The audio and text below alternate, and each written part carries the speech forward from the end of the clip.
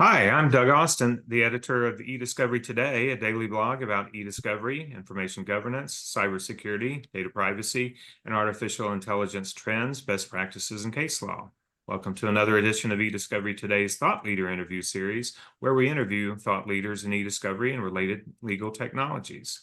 Today, we're conducting another thought leader interview by video, and we have two guests who are longtime eDiscovery veterans and brothers who are now entrepreneurs with their own business, ALTorney, sorry, in the eDiscovery system.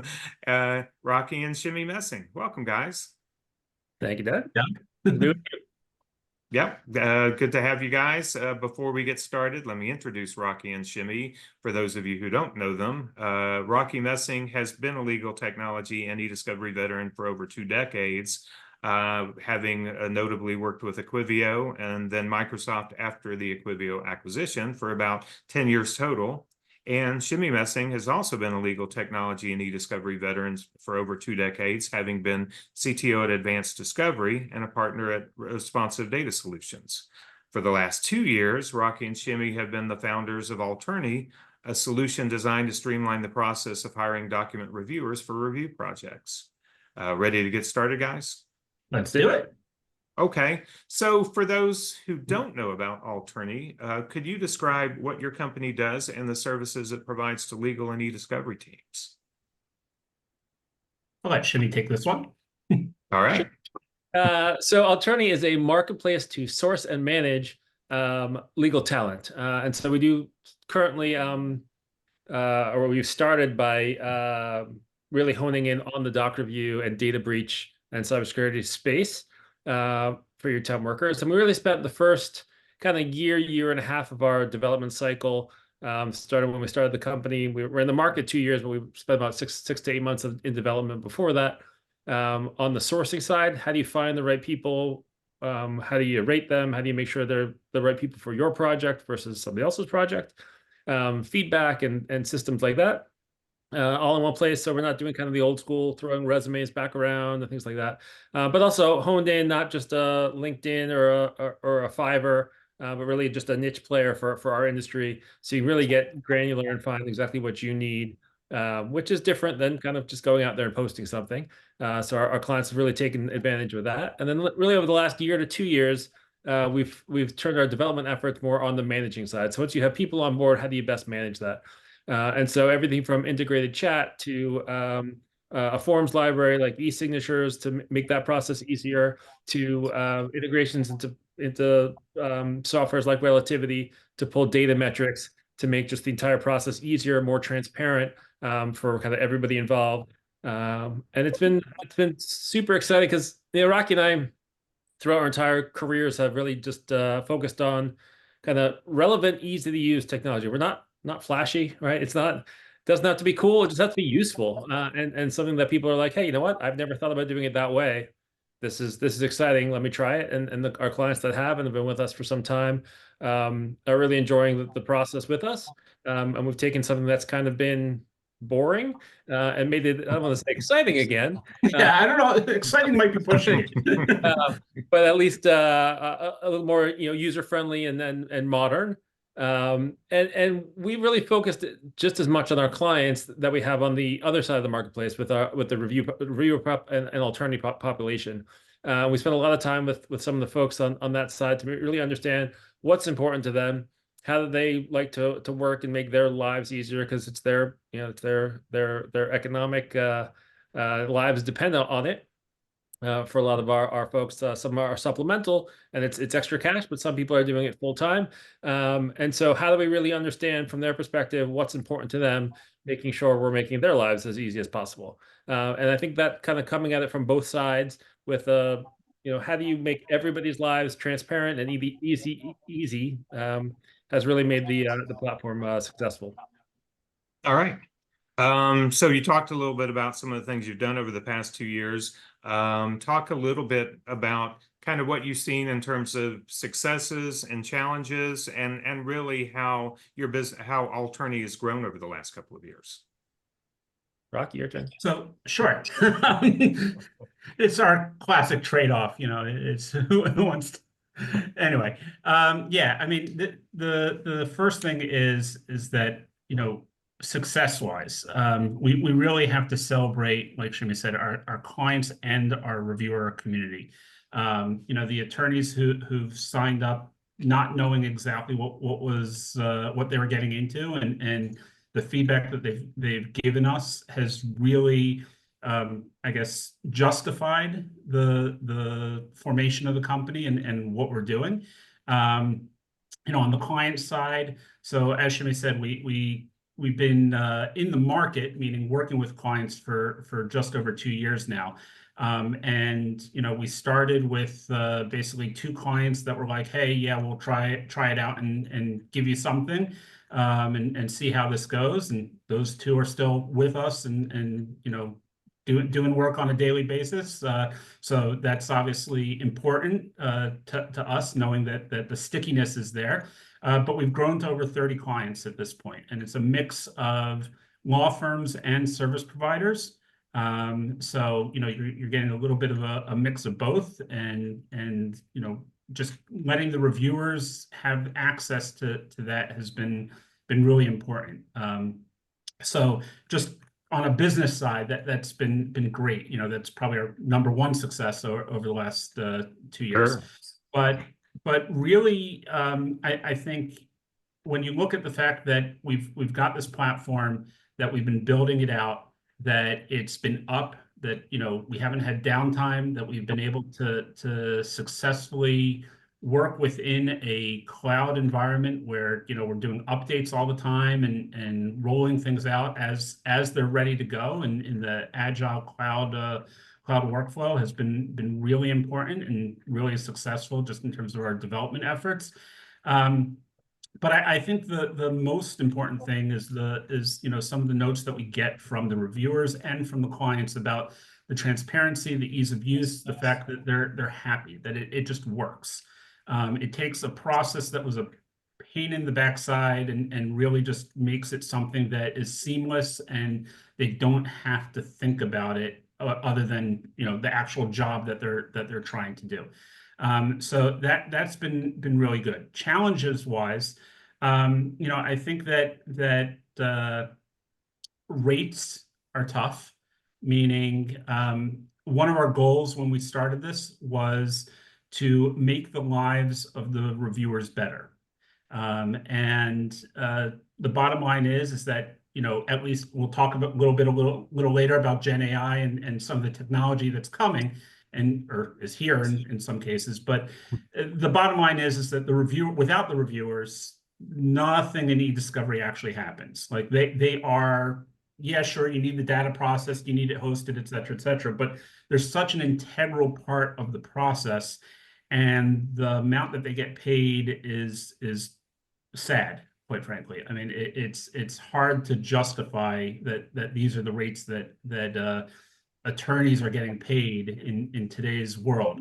And I think that's been one of our biggest challenges, is fighting for the rates and fighting for the attorneys to get paid more. It's been tough, but the way that we've approached it is by basically cutting out as much from the middle, making things automated, making things efficient. When we set out to do this, our goal was to create a company that was me, Shimmy, and our CTO, and not to have to bring in more people, more overhead. And we've been able to succeed in continuing to do that, and really just keep it simple, keep it automated. If we find something that takes time, whether it's taking time from us, whether it's taking time from the reviewers, whether it's taking time from the clients, things as simple as I need to go through and approve time. So every week I would go ahead and spend a half hour, 45 minutes, an hour going through comparing the reviewer's time to what they actually build and what they were in the review platform. Well, we automate that, and we're automatically pulling the review platform time, doing automatic comparisons, letting you do automatic approvals or bulk approvals, depending on how you want to do it. And then, just identifying and flagging where there's potential issues.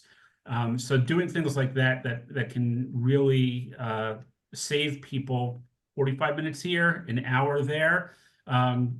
by the time all said and done, it's some real time that you're able to save and real efficiencies gained. And, we had a client last week that has been using us pretty extensively all this year. And they said, we had our plans were in the budget were to hire another admin to help to recruit and to manage the process of the reviewers. We've grown busier, and this is the client speaking. We've grown busier. We've got more reviewers than we've ever had before, but we don't have to hire anyone else because we're able to do things just that much more efficiently than we were before. All right, very good. So you mentioned the elephant in the room, generative AI. So let's talk about that a little bit. Obviously, it seems like generative AI is the latest thing that's going to kill manual document review. So what have you heard so far from your clients in terms of their intent to use it, and how do you think it will impact a business like ALTorney that runs on providing reviewers to people for legal and eDiscovery projects? I love this question. So we've been talking about the death of doc reviewers for at least 20 years. Sure. And there's probably more doc reviewers today than there ever have been. The data's going up. And so we saw, we talked on the, when it went from paper to electronic, went from electronic to search terms, from search terms to TAR, from TAR to Gen AI, the death of the doc review. All right. Is this the one that's actually going to do it? Maybe. I'm skeptical. And I think no matter what, you still need folks to review something. So sure, we're not throwing 300 people at second request like we used to, and reviewing 5 million documents. We're taking 5 million documents and reviewing the 200,000 with 7 people. Okay, great. And so that might continue to evolve, but the data is always going to be there and need to be reviewed. And so we're here to help in whatever way that is. So a lot of our clients are using some forms of Gen AI already, and they're using our staff to augment and more of a QC role than the first pass. Great, fantastic. But there's always going to be the necessity for that role. It's not going anywhere.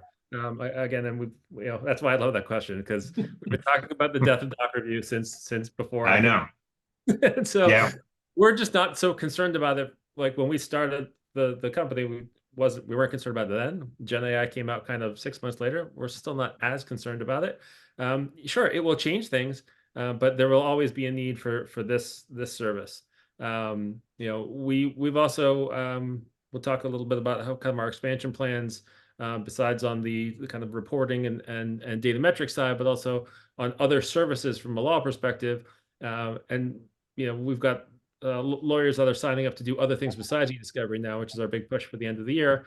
And we're not so concerned about Gen AI taking those jobs. There's always a need for different skill sets and different things for the attorneys to do that we're not overly concerned. We'll adapt.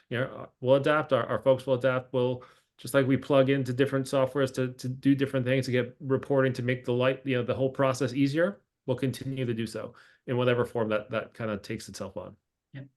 And important there is training, keeping people, skilled up and making sure that they are able to adapt themselves as long as they're willing to this new paradigm of whatever review looks like.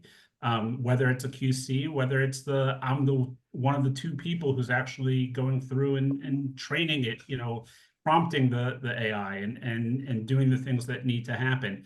A lot of the reviewers are really smart and they're really technology proficient. They're able to pick this stuff much quicker than your standard associate is, and they'll do it at a lower rate now than an associate will do. Now, our hope is that we're going to get these people, if you're an expert AI prompter, then you should be able to get a higher rate than your standard doc reviewer is getting today. So, it's a good thing for the people who are going to be able to go along for the ride. And as Shimmy said, we don't have those 300-person reviews on the most part anymore, but we've got 83-person reviews. So, it balances itself out in the long run. And that's why from a business perspective, we're not worried. We're actually excited. And I think, both Shimmy and I, our whole careers have been about how do we take new technologies and make sure that they actually work for our clients. So Yeah. we're just continuing to do it. Just like Yeah. right now, we do have the standard first pass, but we have folks that are doing review management and foreign language and translations and at different rates. This will just be one more, thing that you can get on the platform when you need. So if you have, let's say Rel 1, and you're like, hey, today my person's going on vacation. I need someone to help with review management for 2 weeks, or to help with with prompting the AI, or whatever it is. You can find those people on our platform. Yep. Well, we joked with some people at the recent ALTorney. Of course, Gen AI was everywhere. Right. In terms of the sessions, in terms of the product offerings and what have you. But we joked that the word we heard just almost as often as generative AI was iterative. And the idea that this isn't just like like anything else. It's not a Staples easy button, and there's still a need to have humans validate the process, humans manage the process, and what have you. And prompts and the quality of prompts is very important to that process as well. So certainly nothing's going to change there.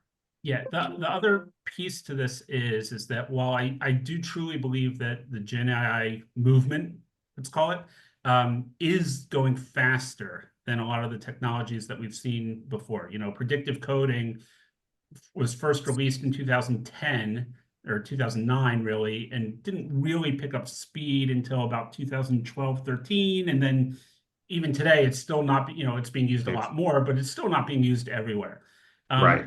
We're going to see that same thing happen here, where we're already seeing, not just the early adopters, but because Gen AI is so pervasive across not just the legal world, but all of industry, we're seeing people willing to start early adoption a lot earlier than they used to. But it's still going to take time. So, maybe if you talk to us in a year from now, are things going to be different?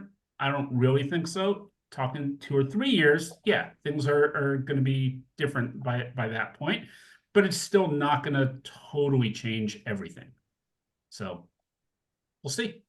Right. Yeah. I mean, things move slowly in the short term. They move awfully quick in the long term. And suddenly you're a few years down the road and things are very different. So no doubt about that. So talk to me a little bit about what you all are working on, and the new things that ALTorney is doing for your clients and for the industry. Sure. So as Shimmy said, we've really been focused on management for the last year and a half, as opposed to just the sourcing of talent. We're currently working a lot on metrics, enhancing the way that we both gather and present metrics, and not just on a reviewer basis, but how do we help people actually manage not just the team, but manage the actual cases and the workflow. So, a lot of reporting, a lot of various different just simple things like traffic lights that will tell you for each of your cases what the status is and where they're up to, right? Something that, PMs do all the time. They create these reports, they send them out, they say, yeah, we're all on track, et cetera, et cetera. But a way for example, a corporation to come in and look at all of the cases that they're working on across all of their law firms, across all of their different vendors, and see which cases are on track, which cases are falling behind, which cases need more resources, which cases actually need less resources, and will still be okay. There's very little standardization today amongst all of the firms, all of the vendors in terms of how they approach this. And one of the big things that we're attempting to do is standardize a lot of that and make it so that here's what you should expect when you are working on a case. Whether you're the end client, whether you're the law firm, whether you're the vendor, whether you're the reviewer. Here's kind of a standard set of tools that you should expect on every single case. And it doesn't matter if you're the biggest vendor, the biggest law firm in the world, or you're a small 5-person shop that's, just doing work. You should have access and be able to get to those same types of metrics, same types of reporting across the board. And that's really the focus right now is on that side, providing more and more information, but not just for the sake of information, useful information, things that will actually help to understand where things really are. So that's been a lot of the focus. Coming up at RELFest, we're going to be introducing a couple of those new reporting and new metrics and new pieces specifically for relativity, but we're not only relativity. We've got clients using probably 15, 20 different platforms at any given time. So it's how do we integrate and make the best information, again, standardized across all the platforms. I don't care which platform you're running in, you should be able to get that same type of information. What we found also is that giving that information not just to the clients, but also on an individual basis to the reviewers has been super helpful. Yeah. So rather than 2 weeks into a review, the review manager coming to someone and being like, "Hey, you're going too slow," or "I'm kicking you off the case because your doc review isn't either up to par on quality or on speed." As we are collecting that data in real time, we're showing percentiles back to a reviewer. So whether you're in the 20th percentile for speed on day 2 of the review, because you see it every time you log into ALTorney, versus 2 weeks in, and maybe you're not understanding something, or maybe, hey, it's just day 2 and you'll start to speed up day 3, day 4, and then QC starts and you see your own overturn and percentage rate. How am I doing? How am I doing compared to everybody else on this review? So you're not caught off guard as a reviewer as well. Go ahead. Sorry, no, I mean, yeah, super important there.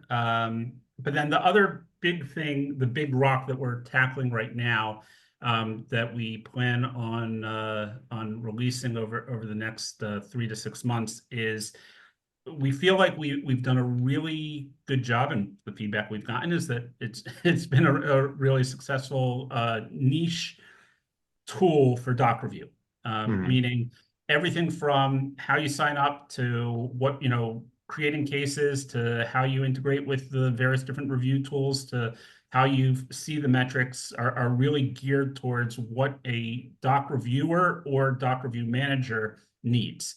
The next focus is on those other skills, other roles, because again, a lot of the doc reviewers are doing doc review because that's the only thing that they have access to. But they have the capability to do a whole lot more.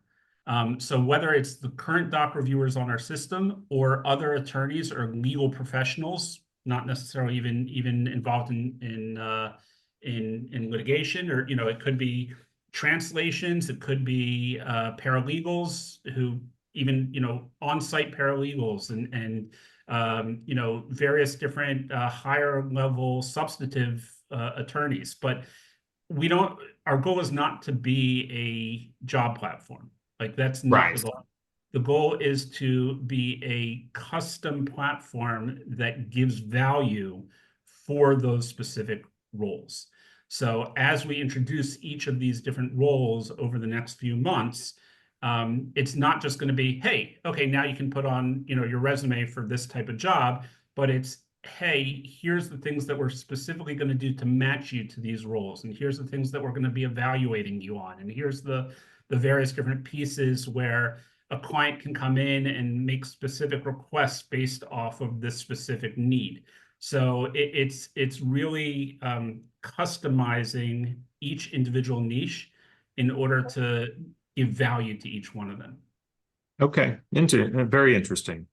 So you mentioned RELFest, and obviously you talked about some of the things you plan to show there. Rocky, you do a RELFest interview series every year. I know we're starting to see some pop up on LinkedIn. Who are some of the folks that you have that have already come or that are teed up to be included in it? Yeah, so first of all, I'm not the only one who does it. Shimmy does some of them as well. Okay, all right. Every once in a while. I've seen yours. I hadn't seen Shimmy's, so good to know that you both. I do the important people. There you go. So yeah, it's been great. So they're quick 3 to 5 minute at the most, little chats with different people from our industry.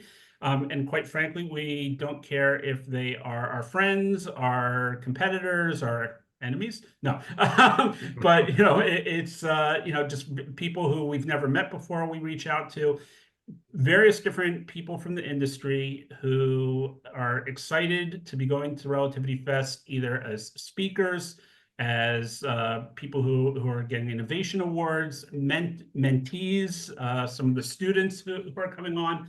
So really just a total, a total mishmash of the people you'll see. Just some of the people. So we've already released a couple. We had Judge Peck, we had Kristen Trailer, we had Ben Sexton from J&D was Yeah, I know on. Ben. Sarah Thompson from Blue Star was on, and I think today Bill Belt from CDS. So this is going to be released in a couple days, but today was his birthday, so we wish him a There we happy go. birthday. Happy birthday, Bill. Yeah, it's just kind of a good mix of various different people from the industry, from Relativity, from big companies, small companies, across the board. So it's been a lot of fun. Gives you a little bit of insight into what they're excited about, what they're looking forward to for Relativity Fest. And I will say anyone who's watching this should pay attention to who we've had on the countdown, because there's going to be a little contest based off of that. So All right. yes, at RelFest and find out more. Yeah. So All right, very good. Well, that'll be something to look forward to. So you'll even interview Chiefs fans. Is that true? So yes, we will even This is the interview Monday Chiefs fans. after the Ravens Chiefs game, so I had to throw that out there. You had to bring it up. Yeah, it's it was a rough one, but we'll survive. It's a long season, so Yeah, just one game. So yeah. This is what we miss most about RelFest not being on a Sunday night, Monday, Tuesday, is that in the old days we can go to a Sunday night football game in Chicago. 1 year up in Wisconsin, we drove up for a game. This whole Wednesday, Thursday, Friday doesn't really work with our football. But while usually it's good to have a conference in the middle of the week, that is one of the nice things about doing it in football season. If you push it towards the weekend, you could have a little fun with that. So yeah, we did. And it's too early for hockey. That's the other problem. It's like hockey season hasn't even started, so we can't even go to a Blackhawks game. No, that's true. Yeah, it's in a because I mean in past years they have had it a little later where you could, but not this year. End of September, no hockey yet. So alas, it is what it is. Anything else that folks should be looking for from you guys at RelFest? Shimmy? I mean, nothing in particular. We'll be there. We'll be down on the booth. We got a booth on the floor this year. We don't yet have our costumes for Thursday night, but I'm sure we will show up in one as we'd like to. Yeah, so just come by and say hi. Looking forward to seeing everybody. It's always a great time.